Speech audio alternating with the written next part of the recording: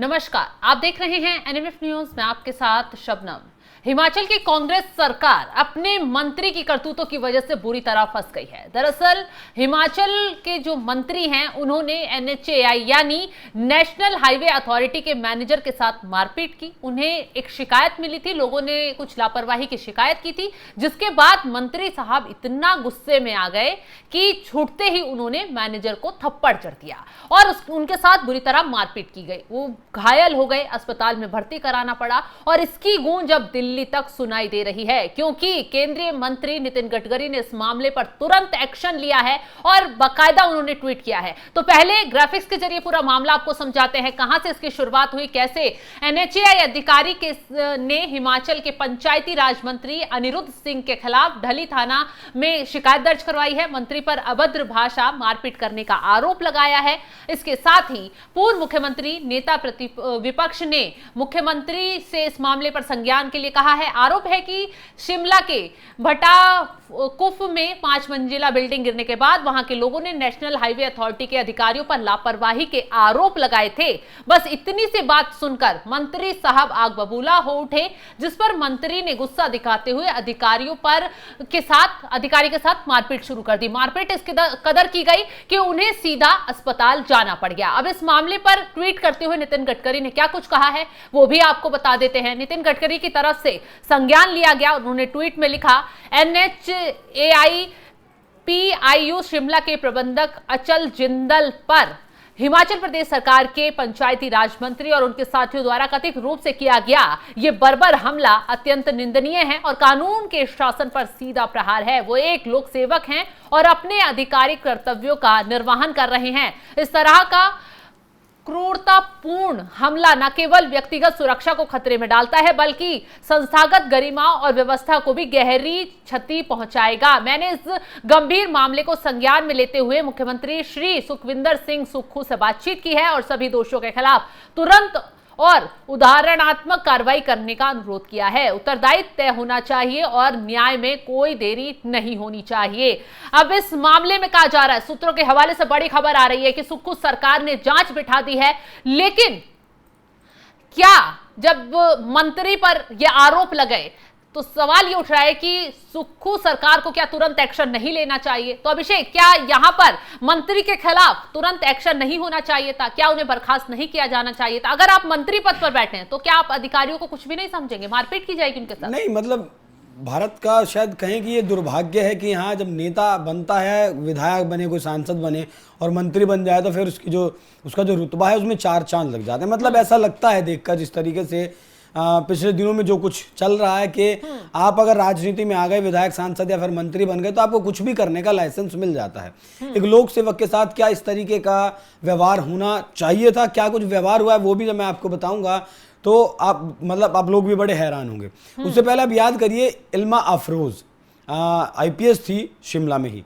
उनके बारे में भी कथित तौर पर ऐसा कहा गया था कि शिमला सरकार में एक मंत्री के साथ, शायद विधायक थे वो, उनके साथ कुछ किसी बात को लेकर कहा सुनी हुई और उसके बाद मुरादाबाद की वो रहने वाली थी, उत्तर प्रदेश से ही। उसके बाद उन्हें लंबी छुट्टी पर भेज दिया गया। हालांकि फिर रिपोर्ट्स बाद में आई कि ये सब ऐसा नहीं था और उन्होंने पहले ही छुट्टी को अप्लाई किया हुआ था, नहीं था, लेकिन वो मामला खूब तूल पकड़ा था। अब ये जो मसला हुआ, दरअसल चामियाना एक जगह है यहाँ भटकुपर में, वहाँ एक बहुमंजिला इमारत थी। वो 25 जून को जिस तरीके से बारिश वहां पर चल रही है हिमाचल में, वो गिर गई क्योंकि बहुत पुरानी इमारत थी। हालांकि उससे पहले ही, उसके गिरने से पहले लोगों को वहां से सुरक्षित बाहर निकाल लिया गया था जिससे कि कोई हताहत ना हो।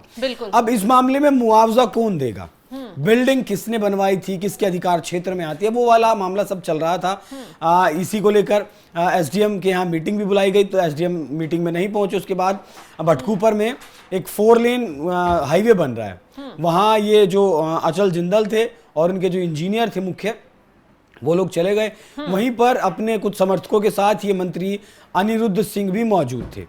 वहाँ पर ये मुआवजे वाली बात हुई। इसमें मतलब कहा गया, जो बताया गया कि जिंदल ने उन्हें बताया कि इमारत गिरने से पहले ही खाली कर ली गई थी। बाकी इमारत का केस जो है वो NHAI के अधिकार क्षेत्र से बाहर है। समझौते के मुताबिक किसी भी नुकसान की स्थिति में मुआवजा देने की जिम्मेदारी सरकार की थी। उन्होंने मंत्री को सभी आवश्यक जानकारी दे दी थी। अब देखिए यहाँ राजनीतिक पहलू को समझिए। अगर ये एनएचएआई के अधिकार क्षेत्र में इमारत होती तब सरकार के पास इसे पॉलिटिकली मैनिपुलेट करने का एक मौका था, क्योंकि एनएचएआई का जो डिपार्टमेंट है वो फिलहाल किसके अंदर आता है? नितिन गडकरी के अंडर आता है।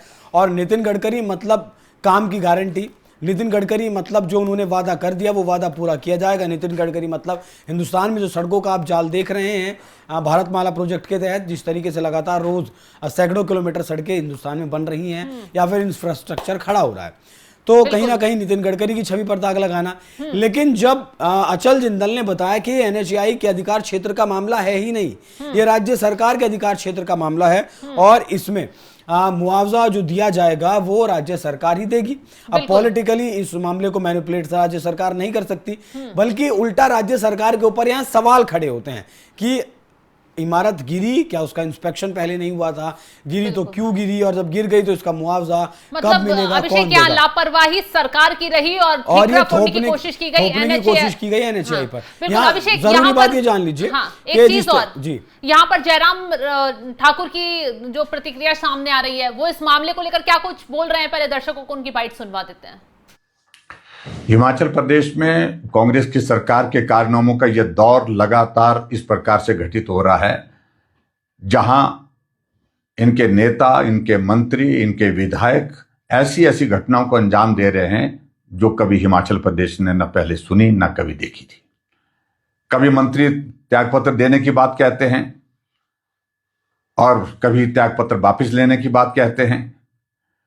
कभी पुलिस डिपार्टमेंट में कोई अधिकारी हाईकोर्ट में जाकर के अपने जूनियर अधिकारी के खिलाफ बोलते हैं, जूनियर अधिकारी प्रेस कॉन्फ्रेंस करके सीनियर अधिकारियों के खिलाफ बोलते हैं, लेकिन उसके बावजूद भी कोई कार्रवाई मुख्यमंत्री करने की स्थिति में नहीं हो पाए। लेकिन आज जो घटना हुई वो तो बहुत ही हैरान करने वाली है। एनएचएआई के एक अधिकारी को मंत्री और मंत्री के साथ में उनके साथी मिल करके पिटाई कर देते हैं। अधिकारी घायल होता है और घायल होकर के वो उपचाराधीन है, लेकिन उसके बावजूद भी अभी तक हमको मालूम पड़ा है कि कोई कार्रवाई उनके खिलाफ अभी तक नहीं की गई है, ना एफआईआर दर्ज की गई है। मेरा इस बात को लेकर के मुख्यमंत्री जी से आग्रह है, जो मंत्री उस सारी घटना में शामिल था जहां मारपिटाई की गई, मंत्री ने स्वयं अपने हाथों से की है, ऐसा भी लोग बता रहे हैं। और बताया जा रहा है कि मीडिया के लोगों ने बचाने की कोशिश की, मीडिया वालों को कैमरे रोक दिए गए। और अगर ऐसा है तो मंत्री के खिलाफ तुरंत एफआईआर दर्ज होनी चाहिए। मंत्री के खिलाफ मुख्यमंत्री को कार्रवाई करके उनको मंत्रिमंडल से हटाना चाहिए। आखिरकार ये क्या मजाक है? इस देवभूमि हिमाचल प्रदेश में मंत्री अधिकारी की पिटाई करने के लिए अपने समर्थकों के साथ वहां पर शामिल होते हैं, उसके बावजूद भी ना एफआईआर दर्ज हुई है अभी तक, ना उसमें कोई कार्रवाई हुई है। ये बहुत ही दुर्भाग्यपूर्ण परिस्थिति। तो इस मामले को लेकर एनएचएआई के जो प्रबंधक हैं उन्होंने भी कदम उठा लिया है और खुद सरकार से तुरंत एक्शन की मांग की है और जांच आगे तेजी से बढ़ाने की मांग की है। तो अभिषेक, जिस तरीके से अधिकारी के साथ मारपीट की गई उस पर जांच आगे बढ़ाना, हालांकि सामने दिख रहा है कि वो किस तरीके से घायल हैं, अस्पताल में भर्ती हैं, इलाज हो रहा है, तो इस मामले में तो तुरंत एक्शन हो जाना चाहिए था। तुरंत एक्शन हो जाना चाहिए। देखिए, एक सरकार का मामला है, एक राज्य सरकार का मंत्री है और दूसरा केंद्र सरकार का एक कर्मचारी है, तो दोनों में समन्वय बिठाना थोड़ा सा मुश्किल, जो संघात्मक जो ढांचा होता है उसमें थोड़ा सा होता ही है कि कौन सी ज्यूरिडिक्शन किस अधिकार क्षेत्र की है, वहाँ भी थोड़ा चीज़ें ऊपर नीचे होती हैं। लेकिन शबनम, यहाँ मारपीट का लेवल आप ये समझ लीजिए कि मंत्री अनिरुद्ध जो सिंह हैं उनके ऊपर सत्ता का नशा किस तरीके से हावी था।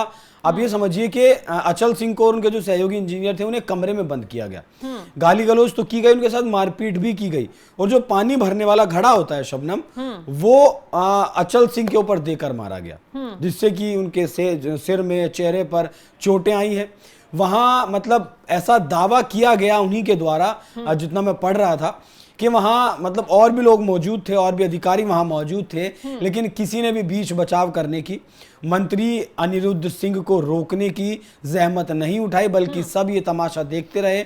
अचल सिंह और उनके सहयोगी जो इंजीनियर थे उन्हें पिटते हुए देखते रहे। उसके बाद वो किसी तरीके से अपनी जान बचाकर वहां से भागते हैं, अपनी गाड़ी तक पहुंचते हैं और खुद ही वो सीएचसी मतलब गवर्नमेंट हॉस्पिटल पहुंचते हैं, जहां जाकर वो अपना इलाज करवाते हैं। और अभी तक भी वो हॉस्पिटलाइज ही हैं, अपना इलाज ही करवा रहे हैं। तो अब घटना की गंभीरता को इस बात से समझ सकते हैं कि मंत्री के ऊपर जो गुस्सा था वो किस कदर मतलब खून सवार था उसके सर पर। बिल्कुल। तो चलिए, इस मामले में अब सुक्खू सरकार कब अपने मंत्री पर एक्शन लेती है, क्योंकि वही कांग्रेसी हैं जो दिल्ली में बैठे अगर बीजेपी के राज में बीजेपी के नेता मंत्री कोई भी कदम उठा दें, अपराध कर दे, तो सबसे पहले बोलने मीडिया के आगे खड़े हो जाते हैं। राहुल गांधी का बयान सबसे पहले आ जाता है। लेकिन सुक्खू सरकार में मंत्री ने इतना बड़ा अपराध कर दिया, एनएचएआई अधिकारी के साथ मारपीट की, उन्हें घायल कर दिया, उन्हें अस्पताल में भर्ती होना पड़ा। अभी तक कांग्रेस इस मामले पर डैमेज कंट्रोल करने में जुटी है, शांति बनाने में जुटी है, लेकिन दिल्ली से ना ही कोई आवाज उठी है और ना ही सुक्खू सरकार की तरफ से अभी अपनी मंत्री के खिलाफ कोई एक्शन लिया गया है। अब इस मामले को लेकर आप क्या राय रखते हैं, कमेंट बॉक्स में अपनी राय जरूर बताएं और तमाम खबरों की अपडेट के लिए आप हमारे साथ जुड़े रहें। नमस्कार।